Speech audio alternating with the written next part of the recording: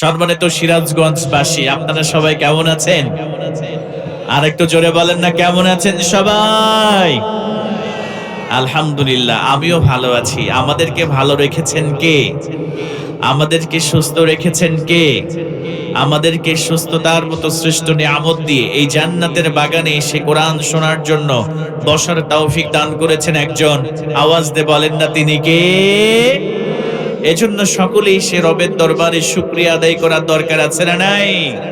এজন্য সকলেই প্রাণ খুলে সিংহ শারদুলের মতো আওয়াজ করে সেই রবের দরবারে শুকর গুজার হচ্ছি।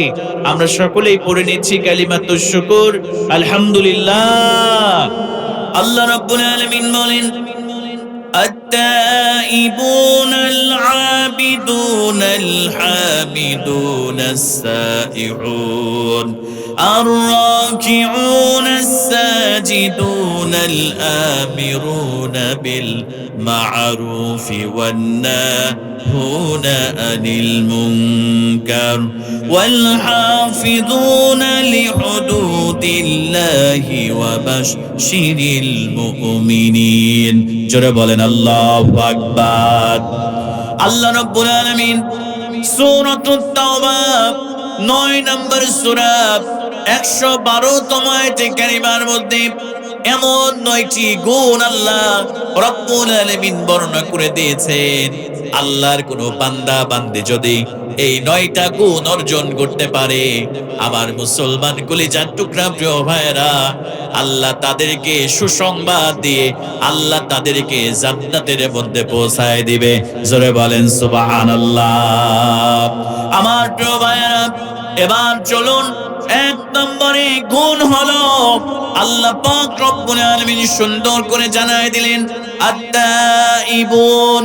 আল্লাহ রব্বুল আলামিন বলেন, আমার জান্নাতি বান্দা বান্দীদের প্রথম নম্বরে গুণ হলো, আমার জান্নাতি বান্দা বান্দী যখনই অপরাধ করবে, যখনই গুনাহ করবে, যখনই ইসলাম পরিপন্থী কোনো কাজ করবে, কোরআন সুন্নাহ মোতাবেক না চলে, কোরআন সুন্নাহ বিরোধী কার্যকলাপে যখন লিপ্ত হয়ে যাবে, আমার বান্দা বান্দী একমাত্র কেবলমাত্র আমি আল্লাহর কাছে তাওবা করে তারা ফিরে আসবে। জোরে বলেন সুবহানাল্লাহ।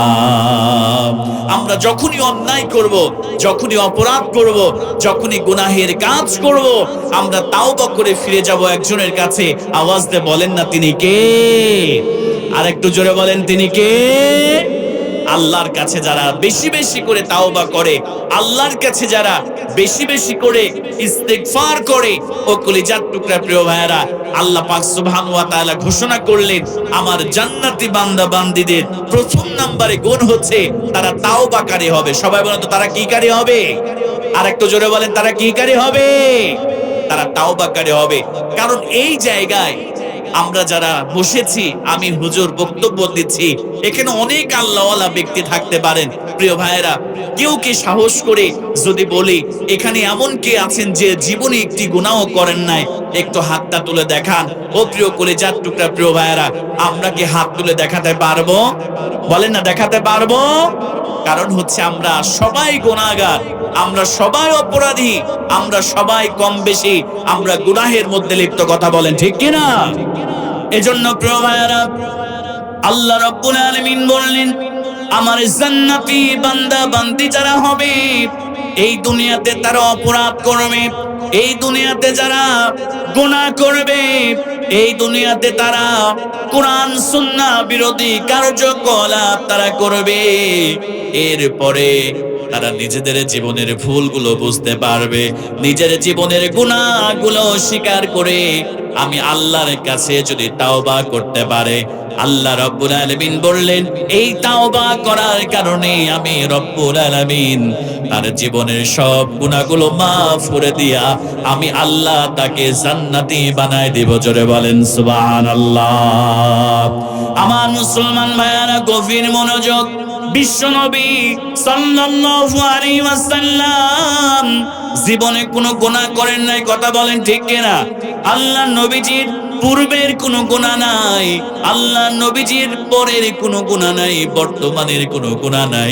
অতীতের কোনো গুনাহ নাই, ভবিষ্যতের কোনো গুনাহ নাই। এরপরেও বিশ্বনবী সাল্লাল্লাহু আলাইহি ওয়াসাল্লাম বলেন, ওয়াল্লাহি ইন্নী লাস্তাগফিরুল্লাহ ওয়া আতুবু ইলাইহি। আল্লাহর নবীজি বিশ্বনবী সাল্লাল্লাহু আলাইহি ওয়াসাল্লাম বলেন, ওয়াল্লাহি আল্লাহর কসম করে আমি বলছি, আমি রাসূল প্রত্যেকদিন আল্লাহর কাছে, প্রতিটা দিন আমি রব্বুল আলামিনের কাছে আমার গুনাহের জন্য আমি আল্লাহর কাছে ফিল ইয়াউমি আকসারা মিন ৭০ মাররা, আল্লাহর কাছে ৭০ বার করে আমি আমার আল্লাহর কাছে তাওবা করে ইস্তেগফার করে জোরে বলেন আল্লাহু আকবার। আমার প্রিয় ভাইরা, শুধু তাই নয়, বিশ্বনবী সাল্লাল্লাহু আলাইহি ওয়াসাল্লাম অন্য বর্ণনার মধ্যে বলেছেন মিয়াতা মাররা, আল্লাহ নবী বলেন আমি ৭০ বারের বেশি, এক হাদিসের মধ্যে বলেছেন। আবার অন্য হাদিসের মধ্যে আল্লাহ রাসূল বললেন আমি আল্লাহর কাছে প্রতিদিন ১০০ বারের করে আমি আমার গুনাহের জন্য, আমি আমার অপরাধের জন্য আল্লাহর কাছে তাওবা করে জোরে বলেন সুবহানাল্লাহ। আমার মুসলমান মায়েরা, যে রাসূল নামাজে দাঁড়ালে পা ফুলে যেত, যে রাসূলুল্লাহ সাল্লাল্লাহু আলাইহি ওয়াসাল্লাম তাহাজ্জুদের যায় নামাজে এত লম্বা সিজদা আমার নবীজি দিয়েছেন। আমার প্রিয় ভাইরা, আম্মা জান আয়েশা সিদ্দিকা বলেন আমি মাঝে মাঝে বিশ্ব নবীর পায়ের মধ্যে চিমটা দিয়ে দেখতাম আমার নবীজি ইন্তেকাল করেছে নাকি। ও নবীর উম্মতেরা, আমাদের সেই নবী বিশ্ব নবী সাল্লাল্লাহু আলাইহি ওয়াসাল্লাম আল্লাহর কাছে নিজের কোনো অপরাধ নাই, গুনাহ নাই, তারপরেও ৭০ বার করে প্রত্যেক দিন আল্লাহ নবীজি বিশ্ব নবী সাল্লাল্লাহু আলাইহি ওয়াসাল্লাম আল্লাহর কাছে ১০০ বার করে তিনি তাওবা করতেন। জোরে বলেন সুবহানাল্লাহ। কারণ তাওবা করলে জীবনের সমস্ত গুনাহগুলোকে মাফ করে দেন একজন। আওয়াজ দিয়ে বলেন না প্রিয় ভাইরা, তিনি কে? এজন্য আল্লাহ রাব্বুল আলামিন সুন্দর করে জানাই দিলেন, ও বান্দারা কত অপরাধ করেছো, কত অন্যায় করেছো, কত গুনাহের কাজ তোমরা করেছো। আল্লাহ পাক রব্বুল আলামিন সুন্দর করে জানাই দিলেন, বান্দা টেনশন করো না, চিন্তা করো না, কত অপরাধ করেছো, কত অন্যায় করেছো, কত নিজের উপরে জুলুম করেছো রে বান্দা, আমার কাছে তোমরা তাওবা করো, আমার কাছে ইস্তিগফার করো। তাওবার মতো তাওবা করলে আমি আল্লাহ রাব্বুল আলামিন তোমাদের জীবনের সব গুনাহগুলো মাফ করে দিব। জোরে বলেন সুবহানাল্লাহ। এজন্য আল্লাহ রাব্বুল আলামিন বলেন, ইয়া আইয়ুহাল্লাযীনা আমানু তুবু ইলাল্লাহি তাওবাতান নাসুহা। আল্লাহ রাব্বুল আলামিন বললেন, হে ঈমানদারেরা, তোমরা যদি তাওবার মতো তাওবা করতে পারো, তোমরা যদি তাওবায়ে নাসুহা করতে পারো, আমি আল্লাহ 2টা পুরস্কার তোমাদেরকে দান করব। 1 নাম্বার পুরস্কার হলো আসা রাব্বুকুম আইয়ুকাফিরা আনকুম সাইয়্যাতিকুম। আল্লাহ বললেন 1 নাম্বার পুরস্কার হলো আমি আল্লাহ তোমাদের জীবনের সব গুনাহ মাফ করে দিব। ওয়া ইউদখিলাকুম জান্নাতিন তাজরি মিন তাহতিহাল আনহার। আর আমি আল্লাহ 2 নম্বরে তোমাদের জীবনের গুনাহ মাফ করার পরে এমন একটা জান্নাত তোমাদেরকে দান করব বান্দারে, যে জান্নাতের তলদেশ দিয়া ঝর্ণা ধারা প্রবাহমান। জোরে বলেন সুবহানাল্লাহ। এজন্য আমার প্রিয় ভাইয়েরা, আমরা যদি তাওবার মতো তাওবা করতে পারি, আমরা যদি আল্লাহর কাছে গুনাহের কথা স্মরণ করে চোখের পানি ছেড়ে আমরা যদি কান্না করতে পারি, আমাদের জীবনের সব গুনাহ মাফ করে দিবেন একজন। আওয়াজ দিয়ে বলেন তো প্রিয় ভাইরা, তিনি কে? আমার প্রিয় ভাইরা, তাওবা করলে জীবনের গুনাহগুলো কেমন করে মাফ হয়ে যায় ভালো করে লক্ষ্য করেন। আল্লাহর নবীজি বিশ্ব নবী সাল্লাল্লাহু আলাইহি ওয়াসাল্লাম তিনি যখন মক্কা থেকে মদিনায় হিজরত করে চলে আসলেন, আমার নবীজি রাসূলুল্লাহ সাল্লাল্লাহু আলাইহি ওয়াসাল্লাম তিনি মক্কা থেকে মদিনায় চলে আসলেন, আনসার সাহাবী আর মুহাজির সাহাবীদের মধ্যে আল্লাহ নবীজি ভ্রাতৃত্বপূর্ণ সম্পর্ক সৃষ্টি করে দিলেন। আমার প্রিয় ভাইয়েরা, আনসার সাহাবীগুলো তাদের যদি দুইটা স্ত্রী থাকতো, একটা স্ত্রীকে তালাক দিয়ে মুহাজির সাহাবীদের হাতে তুলে দিত। তাদের যদি দুইটা খেজুর বাগান ছিল, একটা খেজুর বাগান মক্কা থেকে যারা মদিনায় এসেছে আল্লাহর রাসূলের সঙ্গে, একটা খেজুর বাগান তার নামে করে দিত। আমার মুসলমান ভাইয়েরা, আল্লাহর নবীজি একই ভাবে মক্কা থেকে যারা এসেছে আর যারা আনসারী সাহাবী, মদিনার সাহাবী, আল্লাহর নবীজি সাল্লাল্লাহু আলাইহি ওয়াসাল্লাম উভয়ের মধ্যে ভাইয়ে ভাইয়ে সম্পর্ক করে দিলেন, ভ্রাতৃত্বের সম্পর্ক স্থাপন করে দিলেন। আমার প্রিয় ভাইয়েরা, আল্লাহর নবীজি একজন আনসারী সাহাবী সালাবাতুল আনসারী রাদিয়াল্লাহু তাআলা আনহু, আরেকজন মুহাজির সাহাবী ও মুসলমান কলিজার টুকরা প্রিয় ভাইরা সাঈদ ইবনে আব্দুর রহমান রাদিয়াল্লাহু তাআলা আনহুর সঙ্গে ভ্রাতৃত্বপূর্ণ সম্পর্ক স্থাপন করে দিলেন।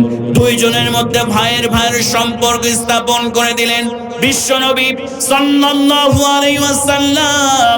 এবার তিনি তাবুকের অভিযানে যাবেন। ভালো করে লক্ষ্য করেন, তাবুক অভিযানে যাবেন, সাঈদ ইবনে আব্দুর রহমানকে সঙ্গে আমার নবীজি নিয়ে যাবেন জিহাদের ময়দানে।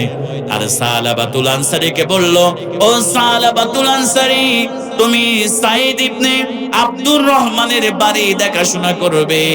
তার স্ত্রীর যে প্রয়োজনগুলো রয়েছে, পারিবারিক প্রয়োজন, সেইগুলো তুমি মিটাবে যতক্ষণ পর্যন্ত আমি তাবুক থেকে ফিরে না আসবো। তুমি তার বাড়ি ঘর দেখাশোনা করবা। আল্লাহর নবী বিশ্ব নবী সাল্লাল্লাহু আলাইহি ওয়াসাল্লাম সালাবাতুল আনসারীকে দায়িত্ব দিয়ে সাঈদ ইবনে আব্দুর রহমানকে নিয়ে আল্লাহর নবীজি তাবুকের ময়দানে চলে গেলেন। জোরে বলেন সুবহানাল্লাহ। আমার প্রিয় ভাইয়েরা, কেমন করে তাওবা করলে আল্লাহ জীবনের গুনাহগুলো মাফ করে দেয়, উজ্জ্বল দৃষ্টান্ত সালাবাতুল আনসারী স্থাপন করে গিয়েছে। হযরতে সালাবাতুল আনসারী রাদিয়াল্লাহু তাআলা আনহু সাঈদ ইবনে আব্দুর রহমানের বাড়ি দেখাশোনা করে, তার পরিবারের জন্য যা কিছু প্রয়োজন সব কিছু তিনি দেখাশোনা করে। আমার প্রিয় ভাইয়েরা, একদিন সাঈদ ইবনে আব্দুর রহমানের বাড়িতে সালাবাতুল আনসারী চলে গেলেন। যাওয়ার পরে বাড়িতে কেউ নাই, শুধুমাত্র সাঈদ ইবনে আব্দুর রহমানের স্ত্রী বাড়ির মধ্যে রয়েছে। আমার প্রিয় ভাইয়েরা, সালাবাতুল আনসারী শয়তানের ওয়াসওয়াসায় পড়ে, নফসের ধোঁকায় পড়ে এবার বাড়ির মধ্যে প্রবেশ করে এবার বাড়ির পর্দাটা সরিয়ে সাঈদ ইবনে আব্দুর রহমানের স্ত্রীর হাতটা ধরে ফেলেছে। সাঈদ ইবনে আব্দুর রহমানের স্ত্রী ডাক দিয়ে বলে, ও সালাবাতুল আনসারী, তুমি কি তোমার ভাই, তোমার বন্ধুর আমানতকে খেয়ানত করতে চলেছো? তুমি কি আমার সঙ্গে খারাপ ব্যবহার করতে চলেছো সালাবাতুল আনসারী? আমার প্রিয় ভাইয়েরা, স্ত্রী যখন বলেছে আব্দুর রহমানের আল্লাহকে ভয় করো, আল্লাহর কাঠগড়ায় তোমাকে কিয়ামতের মাঠে দাঁড়াতে হবে। আমার প্রিয় ভাইয়েরা, সালাবাতুল আনসারী রাদিয়াল্লাহু তাআলা আনহু এই কথাটা শোনার সঙ্গে সঙ্গে তার হৃদয়ের মধ্যে প্রকম্পন শুরু হয়ে গিয়েছে। এবার আল্লাহর নবী সাহাবী সালাবাতুল আনসারী তাওবা তাওবা তাওবা বলে এবার বাড়ির মধ্য থেকে এক দৌড় দিয়ে তিনি বের হয়ে গিয়েছে।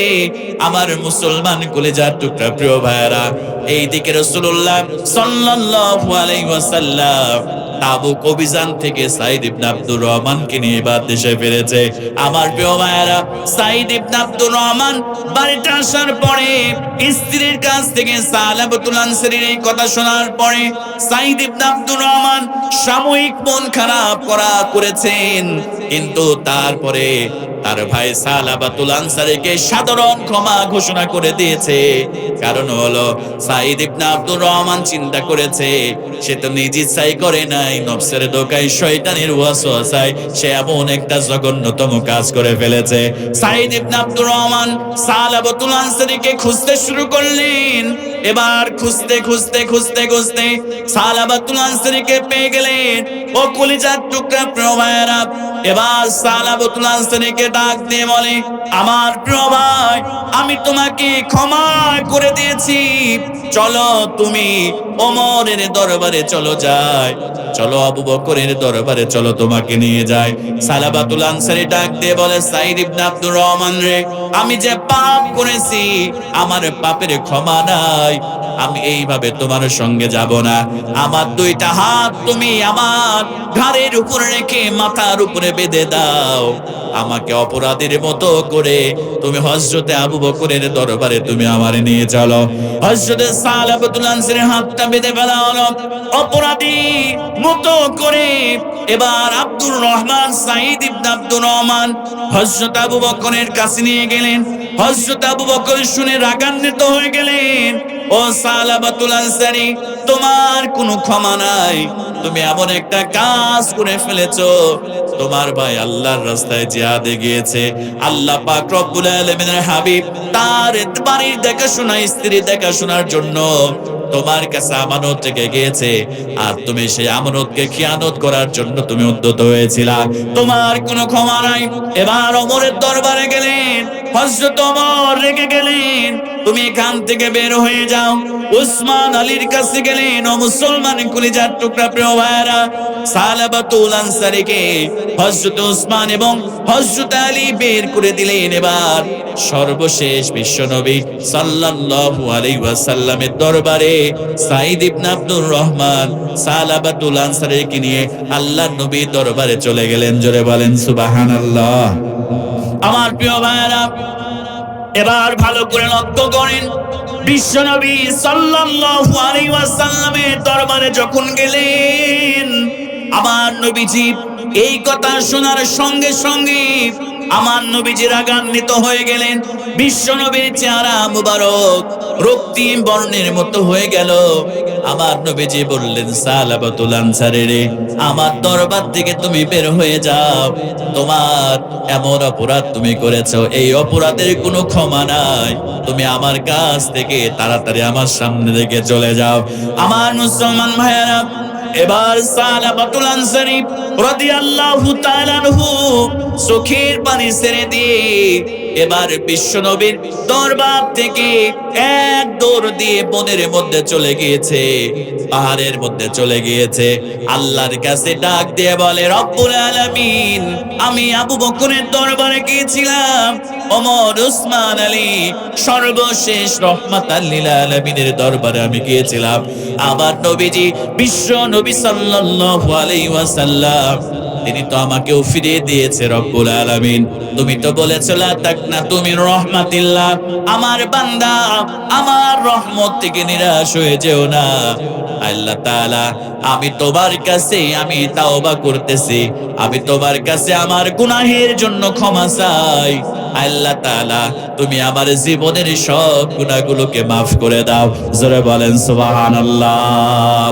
আমার প্রিয় ভাইরা, হযরতে সালাবাতুল আনসারী রাদিয়াল্লাহু তাআলা আনহু রাত যখন গভীর হয়ে যায়, আল্লাহর কদমে সিজদা দিয়ে চোখের পানি ছেড়ে ছেড়ে আল্লাহর বান্দা কান্না শুরু করে দেয়।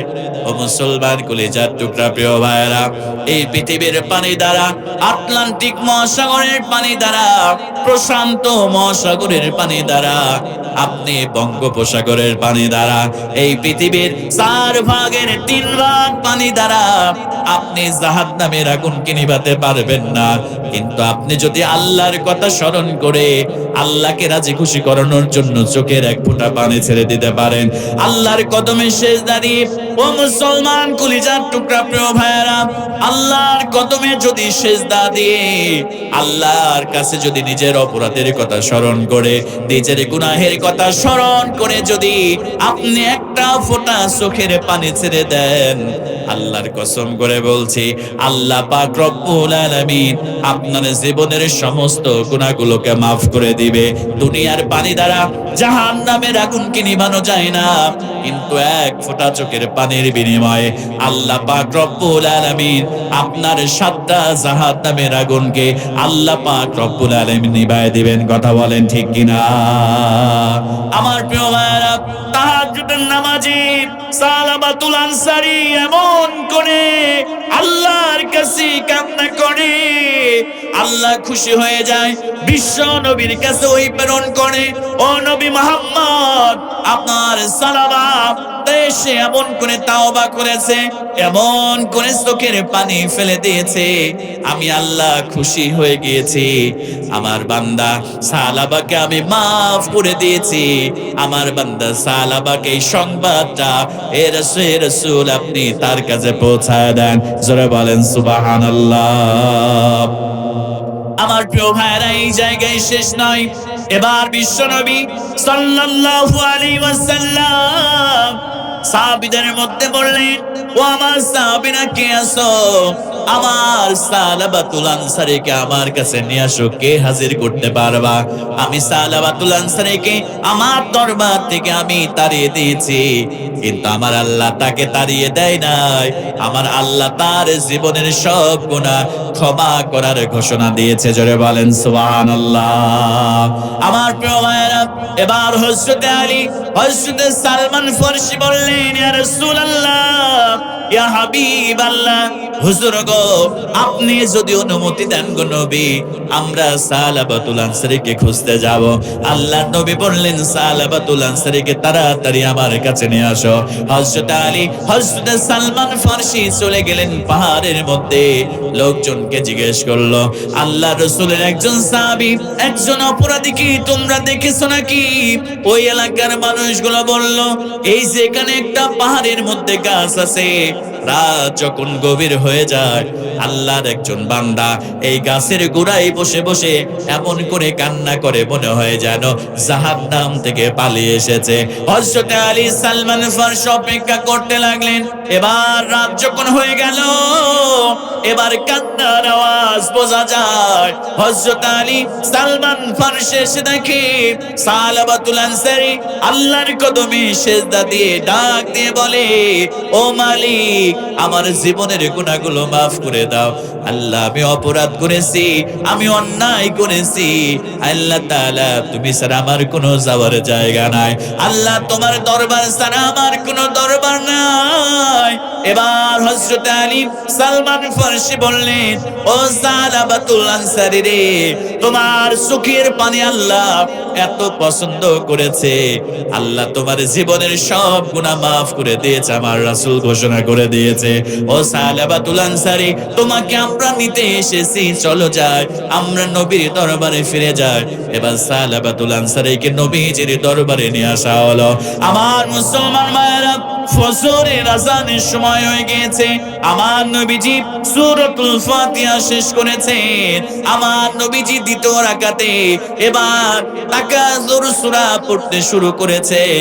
আল্লাহ নবীজি যখন আলহাকুমুত তাকাজুর হাত্তা সুরতুমুল মাকাবির এই পর্যন্ত পড়েছে, এবার সালাবাতুল আনসারী একটা চিৎকার দিয়ে মসজিদের মধ্যে, জমিনের মধ্যে পড়ে গিয়েছে।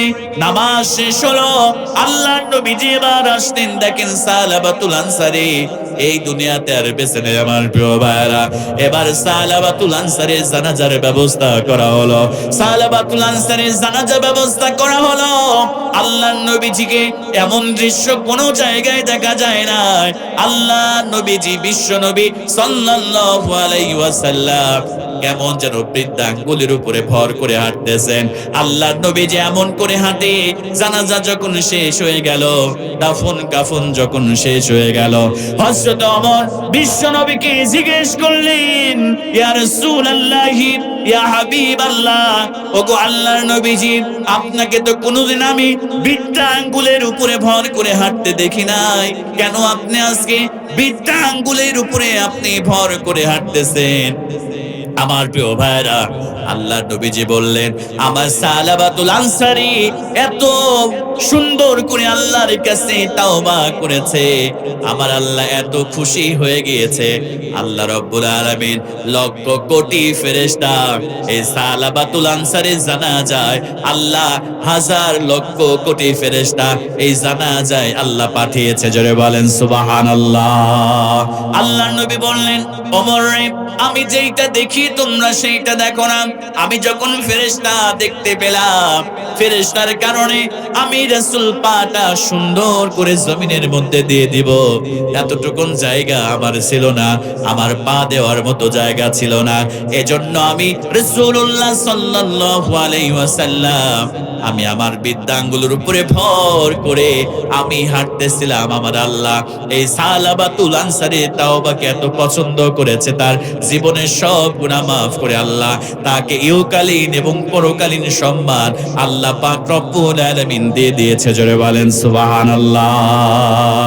এজন্য আমার কলিজার টুকরা যুবক ভাইয়েরা অনেকে আছে, ও যুবক ভাইয়েরা ভালো করে লক্ষ্য করো। আজকে যুবকেরা এই যে হাতে হাতে স্মার্টফোন যুবকদের আছে না নাই বলেন তো প্রিয় ভাইয়েরা? এই যে স্মার্টফোনের মধ্যে রাত যত গভীর হয়, আমার কলিজার টুকরা যুবক ভাইয়ের একটু মনোযোগ দিয়ে শ্রবণ করো, একটু মনটা নরম করে দাও। অনেক যুবক আছে রাত যখন গভীর হয়ে যায়, ঘরের দরজা জানালা বন্ধ করে দিয়া, ঘরের দরজা জানালা বন্ধ করে দিয়া যুবকেরা ইয়ারফোনটা মোবাইল ফোনের মধ্যে লাগিয়ে, যুবকেরা নেট কানেকশনটা অন করে দিয়ে রাত যখন গভীর হয়ে যায়, এই মোবাইল ফোনের মধ্যে যুবকেরা অশ্লীল নাটক দেখে, অশ্লীল সিনেমা দেখে, পর্নোগ্রাফি দেখে, হারাম সম্পর্ক করে। এমন যুবক কিন্তু আমাদের সমাজের মধ্যে অসংখ্য রয়েছে। কথা বলেন ঠিক কিনা? আমার কলিজার টুকরা যুবক ভাইয়েরা, এই দুনিয়াতে মোবাইল ফোনের ব্যবহার, মোবাইল ফোনকে বহন করা খুব সহজ, কিন্তু আমার কলিজার টুকরা প্রিয় ভাইয়েরা, কাল কিয়ামতের দিন কঠিন মুসিবতের সময় এই মোবাইল ফোনের মাধ্যমে আমাদের যে গুনাহ হয়েছে, আমাদের যে জেনা হয়েছে, চোখের গুনাহ হয়েছে, আল্লাহর কাছে এই মোবাইল ফোনের হিসাব কিন্তু আমরা কোশ্চেন কালেও দিতে পারবো না। কথা বলেন ঠিক কিনা?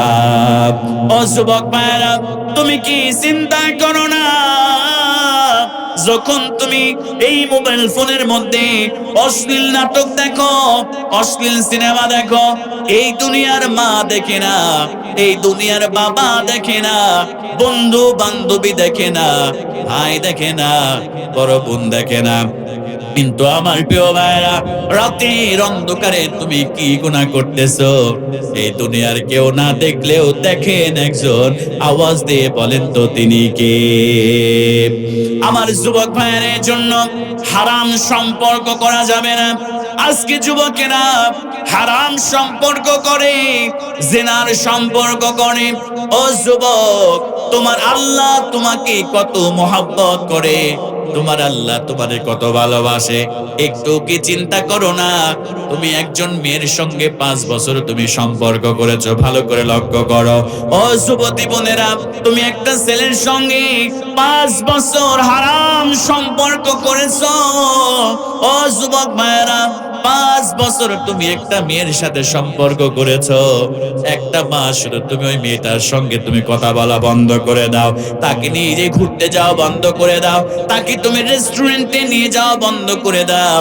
আমার যুবক ভাইরা, 5 বছরের সম্পর্ক 1 মাসের মধ্যে তোমার সঙ্গে ব্রেকআপ হয়ে যাবে, তোমাকে অন্য ছেলের সঙ্গে আবার তোমার গার্লফ্রেন্ড আবার নতুন করে সম্পর্ক করবে। কথা বলেন ঠিক কিনা? কিন্তু যুবক, তুমি কি ভাবো না, 7 বছর বয়সে, 10 বছর বয়সে তোমার উপরে নামাজ ফরজ হয়েছে। ও যুবক, তুমি নামাজ পড়ো না, 5 বছর তুমি নামাজ পড়ো না, 10 বছর তুমি নামাজ পড়ো না, 15 বছর তুমি তোমার রবকে সিজদা দাও না, 20 বছর তুমি তোমার রবকে সিজদা দাও না। আমার কলিজার টুকরা যুবক ভাইয়েরা, 5 বছরের সম্পর্ক, 1 মাস তুমি তার সঙ্গে দেখা করো নাই, এজন্য তোমার সঙ্গে ব্রেকআপ করে দিবে। আর তোমার আল্লাহ 10 বছর তুমি রবের কদমে সিজদা দাও না, রবের নাফরমানি করো, কোরআন পড়ো না, রাসূলের সুন্নাহ পালন করো না, 15 বছর তুমি নামাজ পড়ো না, 20 বছর তুমি তোমার রবকে সিজদা দাও না, তোমার রব তোমার সঙ্গে ব্রেকআপ করে নাই, তোমার রব তিনটা করে দেয়, তোমার রব তোমার জন্য এই জমিনের মধ্যে শাস্তি দিয়ে পাকড়াও করে না। আল্লাহ পাক চায় আমার যুবক বান্দা যদি আমার কদমে সিজদা দিয়ে চোখের পানি ফেলে দেয়, আমি আল্লাহ পাক রব্বুল আলামিন তার জীবনের সব গুনাহগুলোকে আমি আল্লাহ মাফ করে দিব। জোরে বলেন সুবহানাল্লাহ। এজন্য আমার প্রিয় ভাইয়েরা, ও যুবক, কত নামাজ ছেড়ে দিয়েছো, কত রোজা ছেড়ে দিয়েছো, কত অন্যায় তুমি করেছো, কত জিনা তুমি করেছো, কত ব্যভিচার তুমি করেছো। চিন্তা করো না, আল্লাহর কদমে সিজদা দাও।